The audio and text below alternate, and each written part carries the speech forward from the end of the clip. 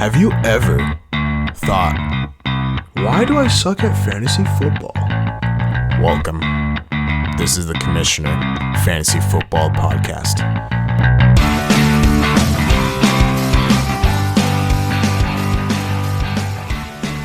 And welcome to the Commissioner Fantasy Football Podcast.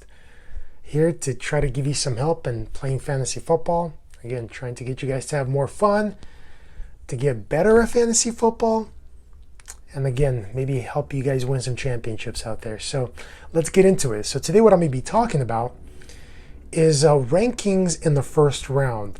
So a lot of other people, analysts and other people out there, they rank by positions. And I love doing that as well, except I want to do something different and just talking about, for example, today what I'm going to talk about is the first round in a 10 and a 12 team league.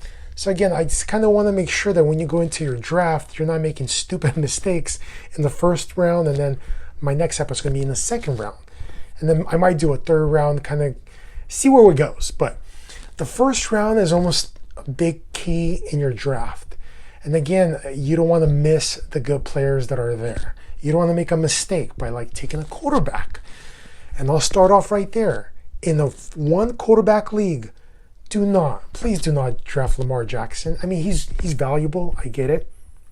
But you maybe in the second round, okay, I can see that making sense.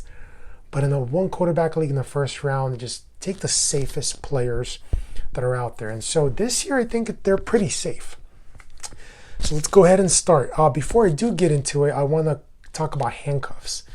You probably heard that term, and the term goes around in fantasy football community all the time. Handcuff, handcuff, handcuff. And what that means is usually it's only for the running back position. So what happens is a lot of these players, these running backs that are amazing running backs, they tend to get injured, or they tend to have a lot of talent behind them. A good example that I could think off the top of my head is Ezekiel Elliott. Tony Pollard is an amazing running back, and when he had a chance to play, he showed promises. So he's a great talent right behind Ezekiel Elliott. That doesn't mean that Zeke is going to lose his job, but if something were to happen to Zeke, he would be an amazing running back to have on your team. Now, he doesn't really get drafted in redraft leagues, but that's an example of a handcuff that you can have or take later on in the draft and hold him. Especially maybe if you're an Ezekiel Elliott owner. If you have room on your bench later on, that's a big if. So he's not the best example of a handcuff, but he's a good example, meaning that Tony Pollard is a really good running back. A good example of making sure you take somebody's handcuff, especially in the first round, I'm going to talk about him, Dalvin Cook. The reason for that is the last 3 years, last year was amazing. He only got injured at the end, but every year he deals with injuries. And some running backs are like that. They're more likely to get injured.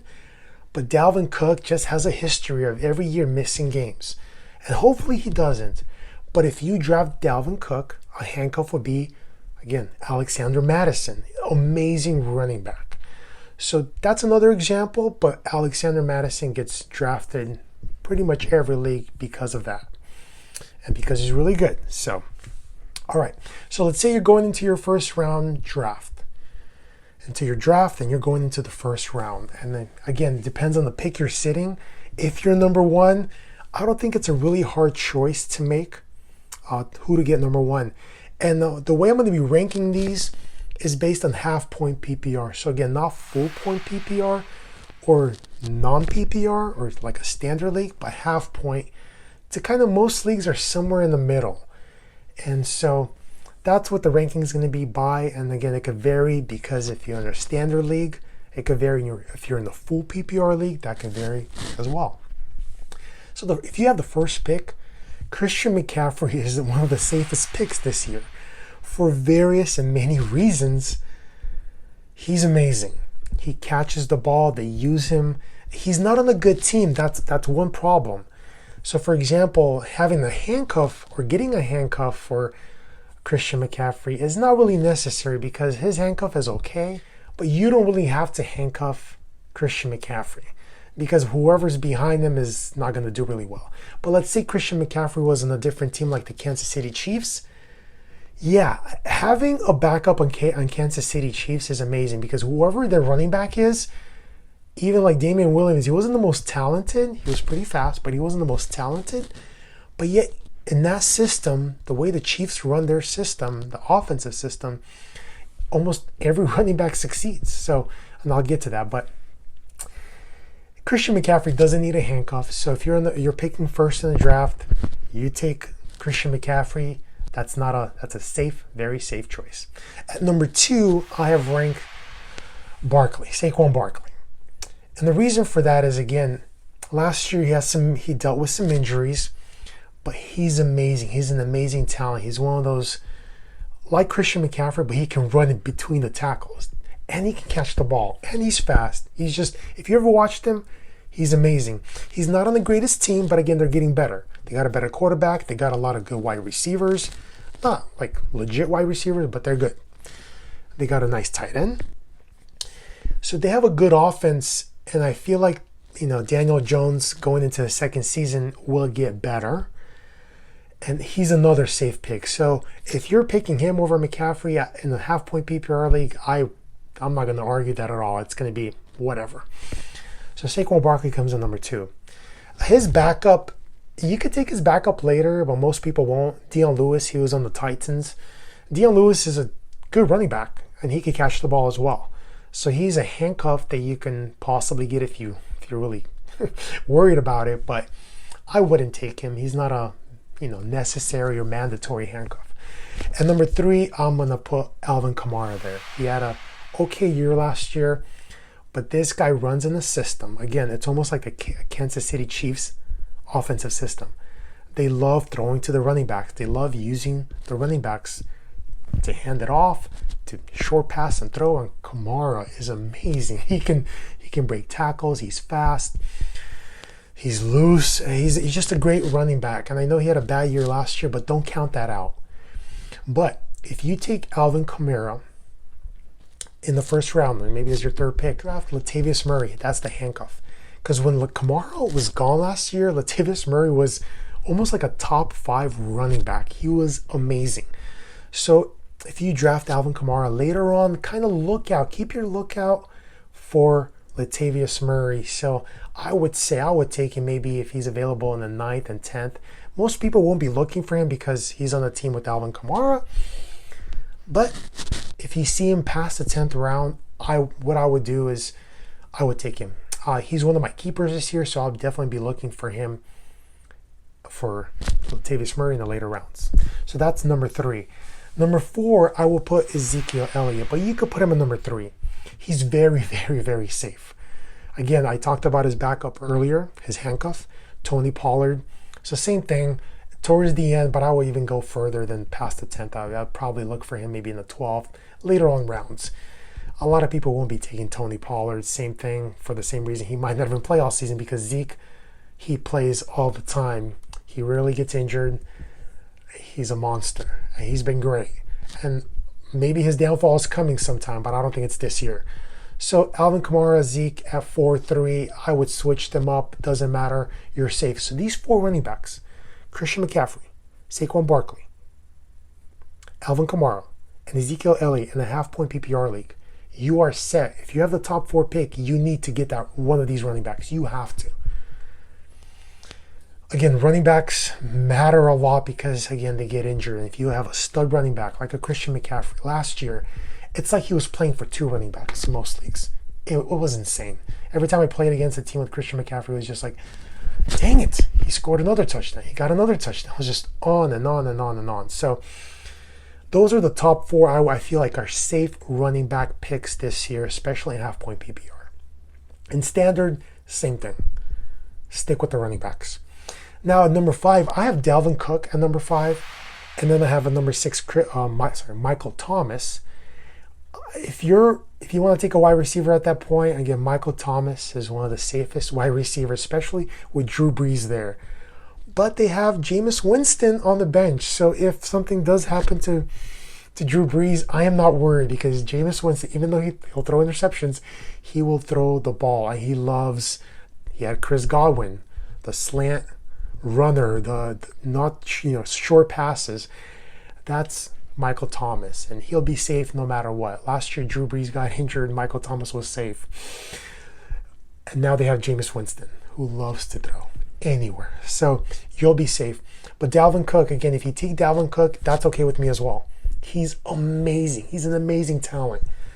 But with him, mandatory. Probably round 8, 9, get Madison. Somebody else will take Madison because, again, everybody almost projects that Dalvin Cook will get injured at some point. So if you're taking Dalvin Cook, then you need to be kind of carefully watching out for Alexander Madison in the later rounds. Don't take him too early, maybe in the 5th or 6th. That's way too early. But if you see him in the 8th and on, make sure grab him because that would just solidify that backfield for the Vikings. They'll be solid. So Michael Thomas, number 6. Again, there's not a lot of words to say about him. If you watch this guy play, it's like he catches everything. I know he has Drew Brees, but he has like glue hands or something, and I just love watching him play. Number 7, I have Davante Adams from the Green Bay Packers. He's amazing. I mean, Aaron Rodgers, I have a feeling, again, I'm a Packers fan, but I have a feeling Aaron Rodgers was going to play with a chip on his shoulder. They drafted another quarterback. Their first pick was a quarterback in Jordan Love. I have a feeling Aaron Rodgers has a chip. He's going to just go out and just prove everybody wrong. That's my take. Everybody out there has Rodgers really low. Again, I'm not talking quarterbacks. But Davante Adams is very safe. As long as he's healthy. He's only has some injuries in the past. I know he's got concussions. He has some injuries last year. But if he's on the field, there's basically nobody else that Rodgers is going to throw to. Him, Adams and Rodgers are like it was Rodgers and Jordy Nelson. I miss that guy. I do like. But man, Davante Adams, if you watch his route running, he is top-notch wide receiver. So you're safe taking him in the first round. He is a first-round pick. So again, taking the wide receiver at this point, if you're picking 7th, it's not bad if you get Davante Adams. Not bad at all. And number 8, and again, maybe you could put him sooner, but I have a little issue with him, Tyreek Hill. He has these games where he can just disappear. So for PPR, especially half-point PPR, but especially full-point PPR, I would rank him lower just because he doesn't catch that many balls. But when he catches them, you've probably seen him play. He is amazing. He's super fast. I mean, watching him is like, it's not even fair. So Tyreek Hill, taking him in the first round is a solid pick, especially half-point PPR, it's solid. But there's that little, for me, there's a little iffiness because he'll have those games where he could bust. He could get nothing during the game. He'll get one catch for like 50 yards and then that's it. So that's the only thing with Tyreek Hill that I have an issue with. But everything else about him, in that KC offense, Mahomes and everybody there and the way they run it, they're Super Bowl champions now. Congratulations to them. They run an amazing offense. So Andy Reid, I'm jealous of that coach. So, and number 9 is, I'm going to talk about him, CEH, Clyde Edwards-Helaire. You could even take him earlier because you just never know what's going to happen with this guy. I know he's a rookie and there's no preseason games, but everything from the Chiefs camp is, this guy's super talented. And their offense, the way they run it, when Kareem Hunt was there, Kareem Hunt was not Clyde Edwards-Helaire style, or I think he's maybe close, but not as talented. So maybe in the beginning he'll struggle a little bit, but I think if you get him, it's a really safe pick, especially with Damian Williams opting out for the season. It's a great pick. And if later rounds you see players from the Kansas City Chiefs backfield, Darwin Thomas, I think DeAndre Washington is there. Darrell Williams did actually well when he had an opportunity. So you might, if you have, free kind of pick, you don't know who to pick a KC running back. Choose one of the 3 and you might hit. It's like a lottery pick at that point. And number 10 in a 10-team league, Julio Jones is there. I know he's getting older, but it's Julio Jones. This guy is super talented. Matt Ryan and him are like Rodgers and Devonta Adams. They've been playing for a while. I just think he's getting older, and Matt Ryan's getting older in age as well. I just think this season, I think Julio Jones is going to be amazing. So if I'm at the end of my first round, towards the end, I am taking. If I see Julio Jones out there, I am taking him. Unless I really want running backs, which a lot of times I do. That's the only reason why I wouldn't take him. If you're in the 12th team league, then at number 11, I will put Derrick Henry out there. Again, Derrick Henry, it's like he starts slow, but he finishes strong. And again, it's like, I don't know what's going to happen, but he's big. Nobody can tackle him. So you'll be okay with taking him. If you're in the 12-team league at the end of the first round, that's fine. And the final person I want to talk about, the final player I want to talk about, Josh Jacobs. I love watching Josh Jacobs play. What he did last season was he was playing injured, and yet he was insanely amazing for a rookie. And again, DeAndre Washington was there. He took a little bit catches away. So the only thing an issue that I had, he didn't get a lot of catches, and especially in PPR, you want running backs to get more catches. I have a feeling they're going to go up. A lot of reports coming out, Gruden talking about that. He was upset that Mr. Josh Jacobs didn't win Rookie of the Year. So maybe he gives him a little more passes, which will be amazing, because if he stays healthy, I'm telling you, 2021, next season, he might be a top 5 pick. So watch out for Josh Jacobs. Taking him at the end or the beginning of the second round if you're in a 10-team league, if I see Josh Jacobs out there, I am taking him, especially if I'm in the later rounds. Like if I'm in a 10-team league and I'm picking at the end 10, I might take 2 running backs.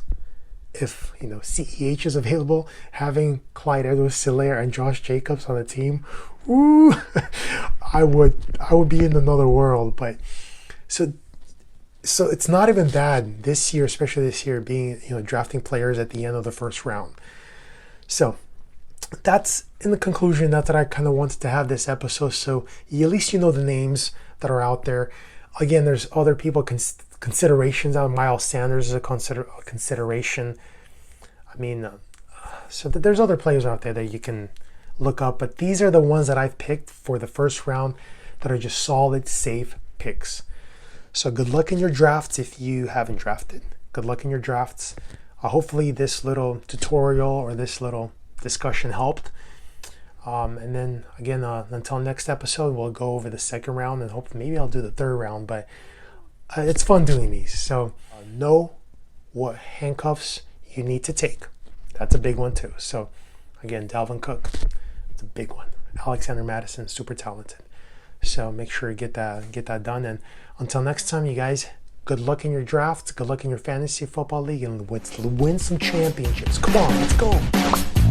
Dude, you better not be sleeping after that podcast. That was an amazing message. Thank you for listening, and please subscribe to the YouTube channel, The Commissioner. Also subscribe on Spotify and Apple Podcasts. Any comments, questions, concerns, send them to the Instagram page, The Commissioner, your fantasy football guide.